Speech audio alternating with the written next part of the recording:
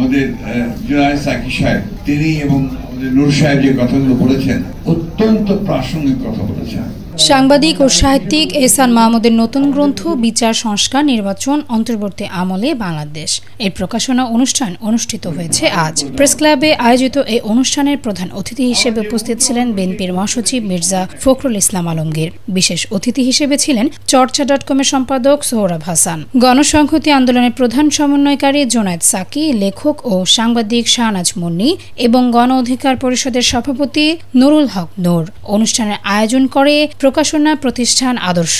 বক্তারা বলেন, সুতরাং সংস্কারটা বিএনপির কাছে কিন্তু সংস্কারের মধ্য দিয়েই তো আমি যেটা বলি যে আমাদের তো জন্ম সংস্কারের মধ্য দিয়ে বিএনপি প্রচারণা চালানো হলো যে বিএনপি সংস্কার বিরোধী। এটা দারুণভাবে চালানো হয়েছে, which is totally false। BNP যে সংস্কারের মধ্য দিয়ে যার জন্ম, সে কখনো সংস্কার বিরোধী হতে পারে না।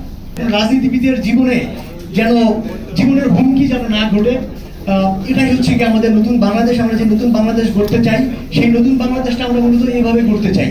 আজকের এই অনুষ্ঠানে যারা আছেন, আমি আসলে বেশি কথা বলতে চাই না, আমার যা লেখা সব বইতেই লেখা আছে। বইটি দেশের চলমান রাজনৈতিক প্রেক্ষাপট ও বিচার ব্যবস্থার সংস্কার প্রক্রিয়া নিয়ে গভীর বিশ্লেষণ উপস্থাপন করেছে।